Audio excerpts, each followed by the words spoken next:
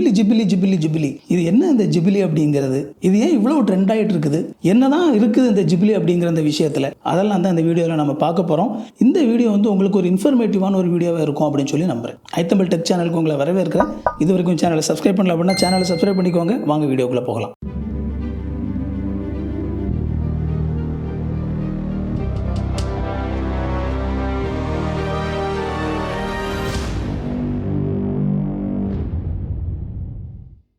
இந்த ஜிபிலி அப்படிங்கிற ஒரு விஷயம் பயங்கரமாக ட்ரெண்ட் ஆகிட்டு இருக்குது. அதுக்கு ஒரு அடிப்படை காரணம் என்ன அப்படின்னா, சோஷியல் மீடியாவில் இருக்கக்கூடிய கிரியேட்டர்ஸ் ஒரு விஷயம் வந்து அப்படி லேசாக அப்படி வந்தால் போதும், உடனே எங்கள் மாதிரியான கிரியேட்டர்ஸ் வந்து அதை எடுத்து அதை பயங்கரமாக பேசி அது பார்த்தீங்க அப்படின்னா அதை பயங்கரமாக பரப்பி விட்ருவோம். அப்போ தான் வந்து எங்களுக்கு நிறைய வியூஸ் கிடைக்கும். ட்ரெண்டிங்கில் இருக்கிற விஷயத்தை பேசினா தானே யூடியூபர்ஸ்க்கு வியூஸ் கிடைக்கும். என்னையும் சேர்த்து தான். எனிவே, இந்த ஜிபிலி அப்படிங்கிற ஒரு விஷயத்தை பேக்ரவுண்டாக வச்சு நாம் ஒரு சில விஷயங்கள் இதில் பேசலாம். ஏன்னா கண்டிப்பாக இந்த ஜிபிலியில் வந்து ஒரு சில தாக்கங்கள் இருக்க தான் செய்யுது.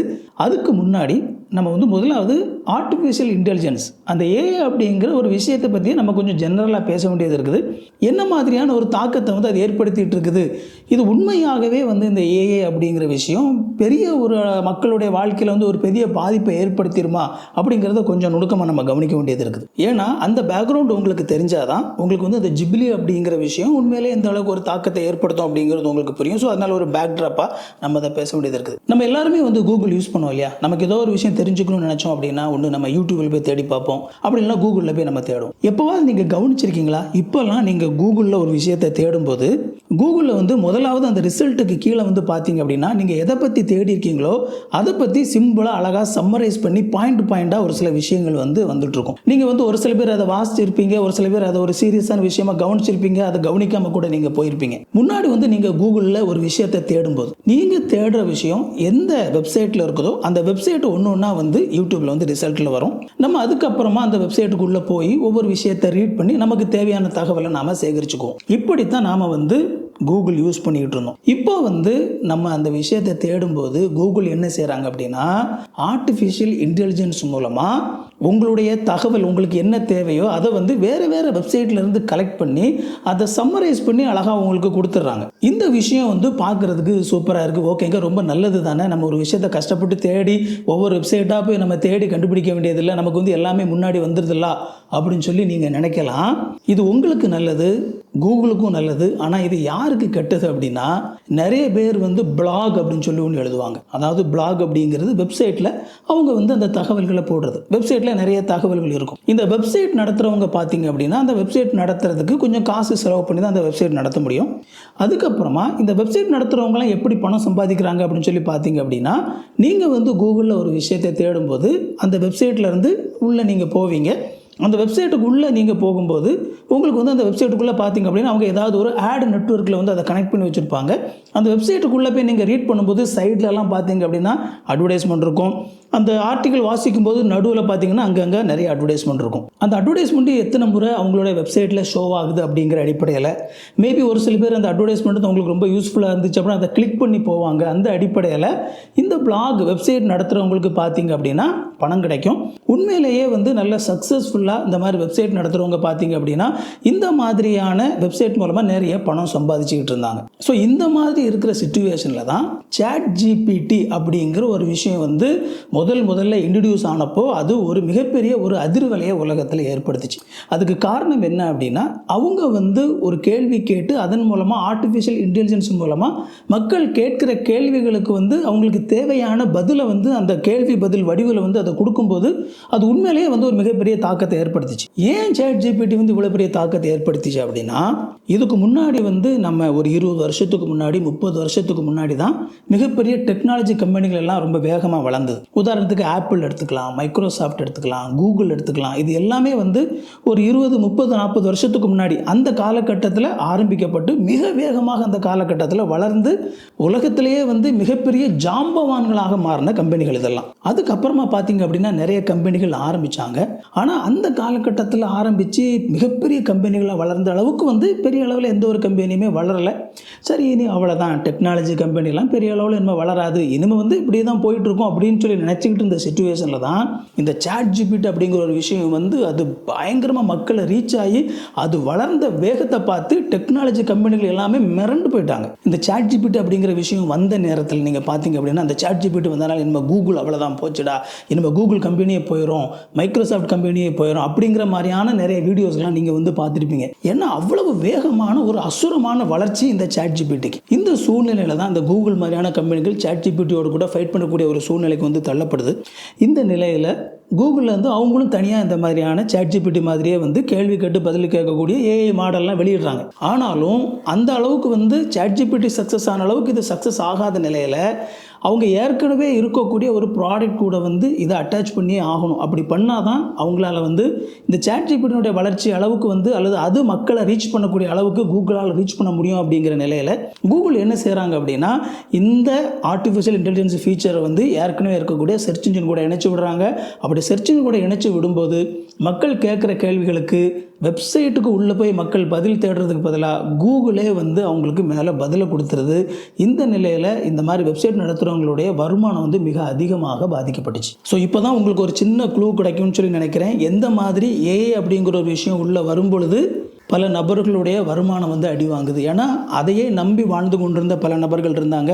இந்த AI வந்துட்டு மக்கள் ஒரு விஷயத்தை தேடி அதுக்கான பதில் அவங்க மேலேயே பார்த்துட்டு அப்படியே போயிடுறாங்க. யாருமே வெப்சைட்டுக்குள்ளே போகிறதில்ல அப்படிங்கும்போது அந்த வெப்சைட்டு மூலமாக மக்கள் உள்ளே வராங்களே அதை அடிப்படையாக வைத்து பணம் சம்பாதிச்சு கொண்டு வந்தவங்களுடைய பல பேருடைய பணம் அந்த வருமானம் அப்படிங்கிறது மிகப்பெரிய பாதிப்புக்கு உட்படுது. இந்த AI ரேஸ் இதில் வந்து யார் முந்துறது அப்படிங்கிற ஒரு போட்டி. இதில் வந்து கூகுள் வந்து பார்த்தீங்க அப்படின்னா அவங்க தனியாக அவங்களுடைய மாடலை வெளியிடுறாங்க. இதில் மைக்ரோசாஃப்ட் வந்து பார்த்தீங்க அப்படின்னா ரொம்ப ட்ரிக்கியான ஒரு வேலை செஞ்சாங்க. என்ன அப்படின்னா இந்த ChatGPT அப்படிங்கிற கம்பெனி சிம்பிளாக ஒரு நபரால் ஆரம்பித்து வளர்ந்த கம்பெனி, இந்த கம்பெனியில் வந்து மைக்ரோசாஃப்ட் ஒரு பெரிய ஒரு அமௌண்ட்டை வந்து இன்வெஸ்ட் பண்ணியிருந்தாங்க. இப்போ மைக்ரோசாஃப்ட் கூட இந்த ChatGPT இந்த அளவுக்கு பெருசாக வளரும் அப்படின்னு சொல்லி அவங்க எதிர்பார்க்கல. இப்போ ChatGPT ஒரு மிகப்பெரிய ஒரு கம்பெனியாக வளர்ந்த உடனே ரொம்ப நேக்காக இந்த ChatGPT வந்து என்ன பண்ணிட்டாங்க அப்படின்னா மைக்ரோசாஃப்ட் கூட கிட்டத்தட்ட மிரட்டி இணைச்சி விட்டுட்டாங்க. மைக்ரோசாஃப்ட் கோபைலட் அப்படிங்கிற பேரில் வந்து இந்த ஆர்டிஃபிஷியல் டூல்ஸ் எல்லாமே வந்து மைக்ரோசாஃப்ட் கொடுத்தாங்க.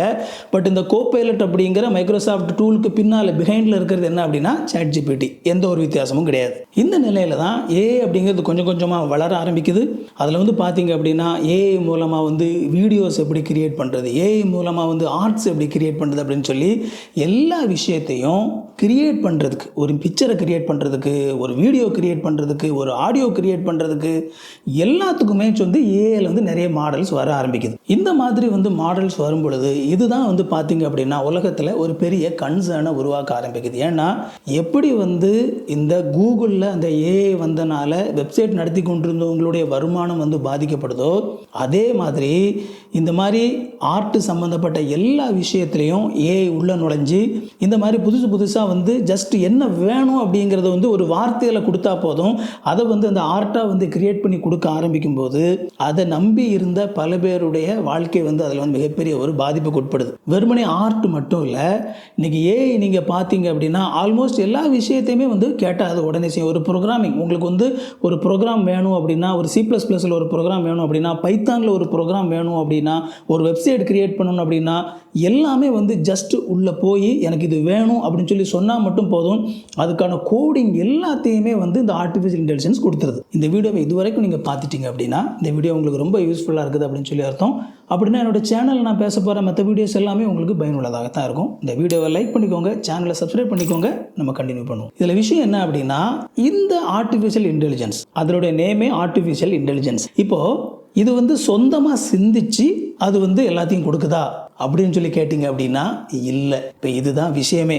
இப்போ ஒரு மனுஷன் வந்து ஒரு விஷயத்தை கிரியேட் பண்ணுறான் அப்படின்னா அவன் வந்து சொந்தமாக தன்னுடைய மூளையில் யோசித்து அவன் என்ன செய்கிறான்னா கிரியேட் பண்ணுறான். ஆனால் இந்த ஆர்டிஃபிஷியல் இன்டெலிஜென்ஸ் அப்படின்னு சொல்லி வரும்பொழுது அந்த ஆர்டிஃபிஷியல் அப்படிங்கிறதுக்கு என்ன தமிழ் அர்த்தம் அப்படின்னா செயற்கையான இல்லையா, செயற்கை நுண்ணறிவு அப்படிங்கிறது தான் அதனுடைய பெயர். இந்த செயற்கை நுண்ணறிவு அப்படிங்கிறது எப்படி செயல்படுது அப்படின்னா ஏற்கனவே மனுஷன் நிறைய விஷயங்கள் உருவாக்கி வச்சிருக்கிறான்ல அதுல இருந்து அது இன்புட் எடுத்துக்குது. இப்போ நான் வந்து எனக்கு ஒரு வீடியோ வீடியோ எடுக்கணும், இந்த வீடியோக்கான ஒரு ஸ்கிரிப்டை கொடு அப்படின்னு சொல்லி நான் கேட்கும்போது அது அதுவாகவே செஞ்சு கொடுக்காது. அதுக்கு பதிலாக ஏற்கனவே இந்த மாதிரி வீடியோ எடுத்த பலருடைய ஸ்கிரிப்ட் எல்லாமே உள்ளே இருக்கும்.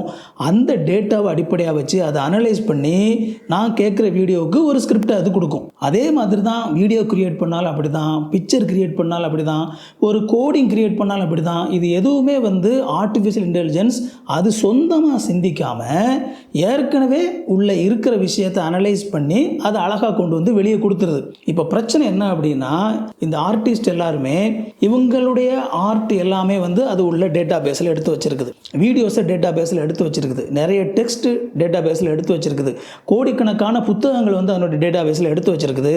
நீங்கள் டைப் பண்ணி கேட்கும்போது இந்த ஆர்டிஃபிஷியல் இன்டெலிஜென்ஸ் வந்து உங்களுக்கு தேவையானதை கொடுத்துருது. எங்கேருந்து கொடுக்குது? எவனோ ஒருத்தங்கிட்ட இருந்து காப்பி அடிச்சு, எவனோ ஒருத்தங்கிட்ட இருந்து அந்த இதயமாக எடுத்து உங்களுக்கு கொடுத்துருது. உங்களுக்கு பெனிஃபிட் கிடைச்சிருது. ஆனால் உண்மையிலேயே அதை உருவாக்கியிருப்பாங்க தெரியுமா, அவங்களுக்கு எந்த ஒரு பெனிஃபிட்டுமே இல்லாமல் போகுது. இதுதான் உங்களுக்கு இந்த ஆர்டிஃபிஷியல் இன்டெலிஜென்ஸில் உள்ள கிரே ஏரியா. எங்கேருந்து அந்த டேட்டாவை எடுக்குது, யாருக்கிட்ட இருந்து அந்த டேட்டாவை எடுக்குது? இப்போ நமக்கு காப்பிரைட்ஸ் அப்படிங்கிற ஒரு விஷயம் இருக்குது. எதுக்காக இந்த காப்பிரைட்ஸ் அப்படிங்கிற ஒரு விஷயம் இருக்குது? நம்ம வந்து இப்போ ஒரு விஷயத்தை கிரியேட் பண்ணியிருக்கிறோம். அதை கிரியேட் பண்ணணும்னா இப்போ அதனுடைய ஓனராக நம்ம இருக்கணும். அதுக்கான காப்பிரைட்ஸ் நமக்கு இருக்குது. யாராவது ஒருத்தர் நான் கிரியேட் பண்ண ஒரு விஷயத்தை பயன்படுத்தினாங்க அப்படின்னா அவங்களுக்கு வந்து அந்த காப்பிரைட்ஸ் இருக்குது. அப்போ அவங்க வந்து எனக்கு காசு கொடுக்கணும். ஏன்னா நான் பயன்படுத்தின ஒரு விஷயத்தை என்ன செய்கிறாங்க, மற்றவங்க பயன்படுத்துகிறாங்க. அப்போ அதுக்கு வந்து எனக்கு அவங்க என்ன செய்கிறாங்க, ஒரு ராயல்ட்டி கொடுக்குறாங்க. இப்போ இந்த ஆர்டிஃபிஷியல் இன்டெலிஜென்ஸ் என்ன பண்ணுது அப்படின்னா, யார் என்ன உருவாக்கி இருக்கிறாங்க, யார்கிட்ட காப்பி அடிக்குது அப்படிங்கிறது எதுவுமே நமக்கு தெரிய மாட்டேங்குது. ரிசல்ட் மட்டும் வருது அப்படின்னு சொல்லி பார்க்கும்போது பல கிரியேட்டர்ஸ் அவங்க உருவாக்குன அந்த சாயல் வந்து இந்த ஆர்டிஃபிஷியல் இன்டெலிஜென்ஸ் ஒரு விஷயத்தை உருவாக்குறதுல அதில் பார்க்குறாங்க. அப்போது இது வந்து நம்மளுடைய கிரியேஷன்லேருந்து காப்பி அடித்து மக்களுக்கு கொடுக்குது. ஆனால் பிரச்சனை என்ன அப்படின்னா, உயிரை கொடுத்து உருவாக்குன மக்களுக்கு வந்து எந்த விதமான பெனிஃபிட்டும் அதனால் கிடைக்க மாட்டேங்குது. அப்படிங்கிறது தான் இன்றைக்கி வந்து ஆர்டிஃபிஷியல் இன்டெலிஜென்ஸ் மூலமாக வந்து ஒரு மிகப்பெரிய ஒரு பாதிப்பாக உலகத்தில் உண்டாகிட்டு இருக்குது. ரைட், இந்த பேஸ் உங்களுக்கு புரிஞ்சதுனா தான் இந்த ஜிபிலி அப்படிங்கிறது ஏன் ட்ரெண்ட் ஆகிட்டு இருக்குது. ரொம்ப முக்கியமாக ஏன் நிறைய பேர் வந்து இந்த ஜிபிலி அப்படிங்கிற ஒரு விஷயத்தை பயன்படுத்தி இந்த ஏஐ மூலமாக இருக்கக்கூடிய பிரச்சனையை பற்றி வார்ன் பண்ணுறாங்க அப்படிங்கிறது உங்களுக்கு புரியும். இப்போ வந்து ஜிபிலி அப்படிங்கிறத பற்றி நம்ம கொஞ்சம் சுருக்கமாக பார்த்துடலாம். ஸ்டூடியோ ஜிபிலி அப்படிங்கிறது வந்து 1985 ஜப்பானில் உருவாக்கப்பட்ட ஒரு வீடியோ அனிமேஷன் கம்பெனி. ஹயோ மியாஸ்கி, இசாஓ டகாத்தா, அப்புறமா வந்து தொஷியோ சுசுகி, பேரை கரெக்டாக சொல்லணும்னு சொல்லி நினைக்கிறேன். இந்த 3 நபர்கள் உருவாக்குனது தான் இந்த ஸ்டூடியோ ஜிபிலி அப்படிங்கிறது. ரொம்ப பாப்புலரான படங்கள் இந்த ஸ்டூடியோ ஜிபிலி மூலமாக வந்து வெளியே வந்திருக்குது. Spirited away, my neighbour Totoro, Howl's moving castle, இந்த மாதிரியான படங்கள் எல்லாமே இந்த ஸ்டூடியோவிலேருந்து வெளியே வந்திருக்குது. இன்னும் நிறைய படங்களும் வெளியே வந்திருக்குது. இது வந்து பார்த்தீங்க அப்படின்னா இந்த அனிமேஷன் வந்து அவங்க கையினால் வரைஞ்சி உருவாக்குற அனிமேஷன். அதுலேயும் வந்து அந்த கலர்ஸ் வந்து பார்த்தீங்க அப்படின்னா அவங்க அவ்வளவு மெனக்கெட்டு அவ்வளவு அழகாக வந்து பியூட்டிஃபுல்லாக அந்த கலர்ஸ் வந்து அவங்க ரொம்ப சாஃப்டான கலர்ஸு, பார்க்குறதுக்கு ரொம்ப அழகான நேச்சரை வந்து அந்த மாதிரி உருவாக்கி, ஸோ இந்த மாதிரி உருவாக்கக்கூடிய ஆர்ட் வந்து இந்த ஸ்டூடியோ ஜிபிலி அப்படிங்கிற இதுக்கு பின்னணியிலிருந்து வரக்கூடிய ஒரு ஆர்ட். 1985 அவங்க இந்த ஸ்டூடியோவை உருவாக்குனதுலேருந்தே இந்த ஆர்ட் வந்து ரொம்ப பிரபலம். மக்களுடைய மனசை கொள்ளையடித்த, மக்கள் அதிகமாக விரும்பி பார்க்கக்கூடிய ஒரு ஆர்ட் ஃபார்மில் இருக்கக்கூடிய ஒரு அனிமேஷன் மூவிஸை உருவாக்கக்கூடிய ஒரு நிலை. இந்த நிலையில தான் இந்த சாட் ஜிபிடி, நம்ம முன்னாடி பேசணும்ல சாட் ஜிபிடி, அவங்க என்ன செய்கிறாங்க, இந்த ஜிபிலி ஸ்டைலில் படத்தை வெளியிடக்கூடிய ஒரு ஆர்டிஃபிஷியல் இன்டெலிஜென்ஸ் மாடலை வந்து வெளியிடுறாங்க. இந்த ஏஐ மாடலை பயன்படுத்தி மார்ச் 25 ஒரு சாஃப்ட்வேர் இன்ஜினியர் அவருடைய குடும்ப படத்தை இந்த ஸ்டூடியோ ஜிபிலி மாடலில் உருவாக்கி அதை வந்து எக்ஸ் தளத்தில் வந்து பதிவிடுறாரு. அது பதிவிட்ட உடனே பார்த்தீங்க அப்படின்னா அது பயங்கரமான ஒரு வைரலான ஒரு இதாகுது. ஏன்னா பல மக்கள் வந்து உலகம் முழுக்க விரும்பி பார்த்த ஒரு கலை வடிவம், ஆர்ட் ஃபார்ம் அது. இந்த மாதிரி அதை பார்த்த உடனே மக்கள் எல்லாருமே வந்து சாட் ஜிபிடிக்கு படையெடுக்கிறாங்க. படையெடுத்து எல்லாருமே வந்து பார்த்தீங்க அப்படின்னா தங்களுடைய படத்தை அதில் போட்டு இந்த ஜிபிலி ஸ்டைலில் வந்து அவங்க அந்த படத்தை உருவாக்கி ஆளுக்கு வந்து உலகத்தில் இஷ்டத்துக்கும் பகிர ஆரம்பிக்க. நமக்கு தான் தெரியுமா, ஒரு விஷயம் ட்ரெண்ட் ஆச்சு அப்படின்னா தான் நம்ம மக்கள் இமீடியட்டாக வந்து அதை அப்படியே ஃபாலோ பண்ணுவாங்களே. லட்சக்கணக்கில் கோடிக்கணக்கில் வந்து இந்த ஜிபிலி அப்படிங்கிற ஃபார்மில் வந்து படங்கள் வெளிவர ஆரம்பிக்குது. எந்த அளவுக்கு அப்படின்னா சாட் ஜிபிடியோடைய சர்வரே முடங்கக்கூடிய அளவுக்கு மக்கள் வந்து உள்ளே போய் என்ன செஞ்சுருக்காங்க அப்படின்னா அந்த படங்களை கிரியேட் பண்ணியிருக்கிறாங்க. சாட் ஜிபிடி காலில் விழுந்து கெஞ்சுறாங்க, எப்போ தயவு செய்து கொஞ்சம் அந்த படத்தை கிரியேட் பண்ணுறதை கொஞ்சம் நிறுத்துங்க, எங்களுடைய சர்வரை தாங்க மாட்டேங்குது அப்படின்னு சொல்லி அவங்களே வந்து மக்களுக்கு வேண்டுகோள் கொடுக்கக்கூடிய அளவுக்கு பயங்கரமாக மக்கள் வந்து உள்ளே போய் இதை வந்து பயன்படுத்தி இது வந்து உலகம் முழுக்க ஒரு மிகப்பெரிய ட்ரெண்ட் ஆகுது. இந்த நிலையில தான் இந்த ட்ரெண்ட் ஒரு மிகப்பெரிய ஒரு விவாதத்தை ஆரம்பித்து வைக்குது. எங்கே போயிட்டு இருக்குது இந்த ஆர்டிஃபிஷியல் இன்டெலிஜென்ஸ் அப்படிங்கிறது? என்ன ஒரு கட்டுப்பாடு எதுவுமே இல்லாமல் இருக்குது. இப்போது 1985 அவ்வளவு கஷ்டப்பட்டு கையால் வரையப்பட்ட ஆர்ட்டு, கையால் வந்து ஒரு ஆர்ட்டை வந்து உருவாக்கணும் அப்படின்னா, அதுவும் அந்த கலர்ஸ் எல்லாம் பெர்ஃபெக்டாக கொண்டு வரணும் அப்படின்னா எந்த அளவுக்கு ஒரு மனுஷன் வந்து கஷ்டப்படணும் அப்படிங்கிறது ஆர்டிஸ்ட், அந்த படம் வரைகிறவங்களுக்கு தான் தெரியும். அந்த படம் வரைகிறவங்க வந்து எவ்வளவு பொறுமையாக நேரம் எடுத்து அவ்வளோ அழகாக வந்து அந்த ஆர்ட்டை வந்து உருவாக்குவாங்க. அப்படி வந்து உருவாக்கப்படுற ஒரு ஆர்ட்டை ஜஸ்ட் லைக் தட் சும்மா அப்படி வந்து ஒரு படத்தை நம்ம ஒரு இன்புட் கொடுத்து இதை வந்து எனக்கு ஜிப்லி ஃபார்மில் நீ மாற்றி கொடுத்துரு அப்படின்னு சொல்லி நம்ம சொன்ன உடனே அப்படியே அசால்ட்டாக அது வந்து அப்படி மாற்றி கொடுத்துருச்சு அப்படின்னா இப்போ வந்து அந்த ஆர்டிஸ்ட்டுக்கெலாம் என்ன வேல்யூ இருக்குது? சரி, நீங்கள் இந்த ஆர்ட்டெல்லாம் கிரியேட் பண்ணுறீங்களே, இந்த ஆர்ட்டை வந்து ஏதோ ஒரு இடத்துல வந்து சோர்ஸ் பண்ணுறீங்க, எங்கேயோ ஒருத்தர் உருவாக்குன இந்த ஆர்ட்டை காப்பி அடித்து தான் அதை என்ன செய்கிறீங்க, அதே மாதிரி உருவாக்குறீங்க.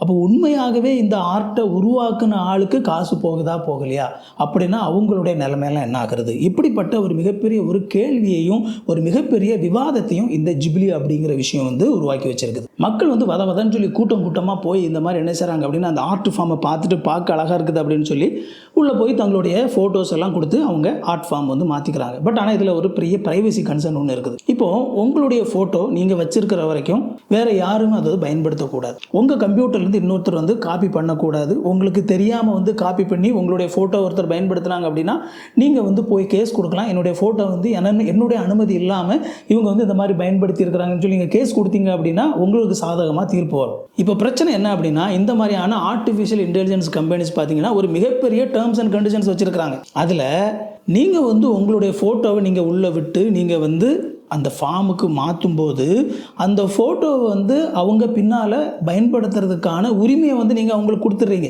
ஏன்னா அப்படி தான் இந்த டேர்ம்ஸ் அண்ட் கண்டிஷன்ஸ் எல்லாமே இருக்கணும். அப்போது உங்களுடைய ஃபோட்டோ வந்து இப்போ எங்கே போயாச்சு, அந்த கம்பெனி வசம் போயாச்சு. இனிமேல் வந்து அந்த ஃபோட்டோ அந்த கம்பெனியினுடைய டேட்டா பேஸில் தான் இருக்க போகுது. எப்போமோ ஒரு முறை உங்களுடைய ஃபோட்டோவையும் அதை அனலைஸ் பண்ணி ஏதோ ஒரு விஷயத்துக்கு தேவை அப்படின்னா உங்களுடைய ஃபோட்டோலேருந்து ஒரு விஷயத்தை அது எடுத்து என்ன செய்யும் அப்படின்னா அது வந்து ஒரு ஆர்ட்டை உருவாக்கும் அல்லது ஒரு படத்தை உருவாக்கும். யோசித்து பாருங்கள், மேபி ஃப்யூச்சரில் ஒரு ஆள் ஒரு ஏடாகூடமான ஒரு படத்தை ஆர்டிஃபிஷியல் இன்டெலிஜென்ஸ் மூலமாக உருவாக்குறாருங்க. அப்போ வந்து ஏஐ உள்ளே போய் எல்லா படத்தையும் தேடி பார்த்து இல்லையா, கையை ஒருத்தட்டு வந்து பிச்சுக்கிட்டு வரும், காலை ஒருத்தட்டு வந்து பிச்சுக்கிட்டு வரும், அப்படியெல்லாம் பிச்சுக்கிட்டு வந்து ஒரு படத்தை அது உருவாக்குது. அப்படி உருவாக்கும் போது துரதிர்ஷ்டவசமாக முகத்தை மட்டும் உங்கள் படத்துலேருந்து பிச்சு கொண்டு வந்து வச்சிருச்சுன்னு வச்சுக்கோங்களேன்.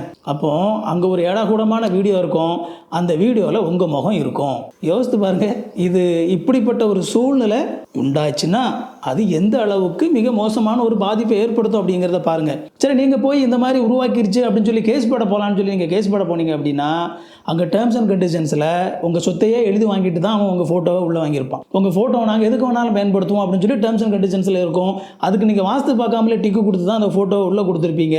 யோசித்து பாருங்கள் இந்த பிரச்சனை எவ்வளோ பெரிய பிரச்சனையாக மாறும் அப்படின்னு சொல்லி. அடுத்தது வந்து காப்பிரைட்ஸ் ப்ராப்ளம். ஸோ முன்னாடி நம்ம அதை டீட்டெயிலாக பேசியிருக்கிறோம். யாரோ ஒருத்தர் கஷ்டப்பட்டு உருவாக்குற விஷயம், பட் அவங்களுக்கு அதனுடைய பலன் கிடைக்காம டெக்னாலஜி அப்படிங்கிற ஒரு விஷயத்தை கையில் வச்சுக்கிட்டு அவங்ககிட்ட இருந்து ஜஸ்ட்டு காப்பி அடித்து கொடுத்துறது அப்படிங்கிறது வந்து ஒரு சரியான ஒரு எத்திக்கலான ஒரு விஷயமா இருக்குமா, ஒரு நேர்மையான விஷயமா இருக்குமா அப்படிங்கிறத நம்ம யோசித்து பார்க்க வேண்டியது இருக்குது. ஸோ இப்போ இந்த ஜிப்லி அப்படிங்கிற விஷயம், அந்த ஆர்ட் ஃபார்ம் வந்து பாப்புலரைஸ் ஆகிருக்குது. அதில் இருக்க அந்த ட்ரெண்டில் இருக்கக்கூடிய ரொம்ப முக்கியமான ஒரு விஷயமே அது உருவாக்கி இருக்கக்கூடிய அந்த டிஸ்கஷன் தான். இது சரியா தப்பா அப்படிங்கிற ஒரு விஷயத்தை ஒரு சாதாரண மக்களும் புரிந்து கொள்ளக்கூடிய அளவுக்கு மக்களுக்கு ரீச் ஆகிறதுக்கான ஒரு டூலாக இந்த ஜிப்லி அப்படிங்கிற அந்த ஆர்ட் ஃபார்ம் இருந்திருக்குது அப்படிங்கிறது ஒரு நல்ல விஷயம். அதே நேரத்தில் ஒரு சில கன்சர்ன்ஸ் ஏஐ பற்றி நம்ம பார்த்து இல்லையா, இது வந்து எந்த அளவுக்கு ஃபியூச்சரில் வந்து மிகப்பெரிய ஒரு பாதிப்பை ஏற்படுத்த போகுது, வேலையெல்லாம் வந்து மக்களுடைய வேலையெல்லாம் போயிருமா அப்படின்னு சொல்லி பார்த்தீங்க அப்படின்னா கண்டிப்பாக ஏஐ வந்து ஒரு சில வேலையில் ஒரு தாக்கத்தை ஏற்படுத்த தான் செய்யும். நம்ம இல்லைன்னு சொல்லி சொல்லவே முடியாது.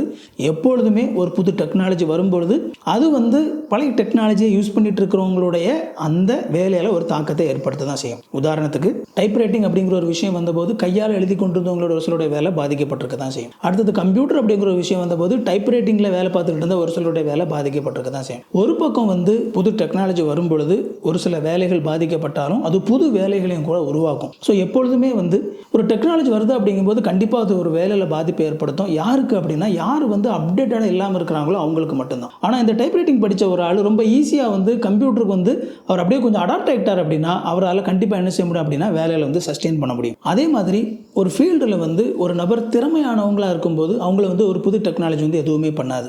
ஆனால் அதில் வந்து அறகுறையாக ஒரு நபர் இருப்பாங்க அப்படின்னா கண்டிப்பாக அவங்கள வந்து புது டெக்னாலஜி வந்து பாதிக்கும். ஸோ எப்போவுமே வந்து பார்த்தீங்க அப்படின்னா நீங்கள் என்ன தான் வந்தாலும் சரி, நீங்கள் ஒரு ஸ்டெப் அகடாக இருங்க. அந்த சூழ்நிலைக்கு ஏற்ற மாதிரி வந்து உங்களை அடாப்ட் பண்ணிக்கோங்க.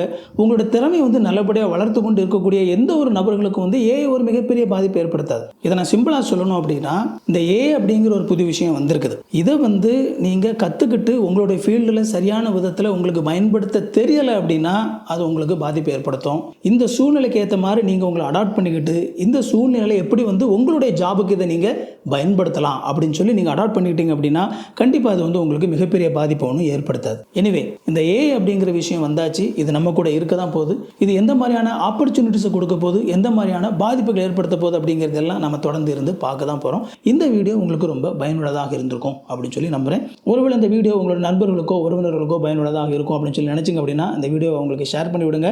உங்களுடைய கருத்துக்களை கமெண்ட்களை நீங்கள் வந்து பதிவிடுங்க. நான் உங்களுக்கு ரீப்ளை பண்ணுறேன். இந்த வீடியோவை லைக் பண்ணிக்கோங்க, சேனலை சப்ஸ்கிரைப் பண்ணிக்கோங்க. உங்களுக்கு நோட்டிஃபிகேஷன் நினச்சிங்க அப்படின்னா பெல் பட்டனை கிளிக் பண்ணிக்கோங்க. இன்னொரு சூப்பரான வீடியோவில் சந்திப்போம் friends. Thank you. God bless you.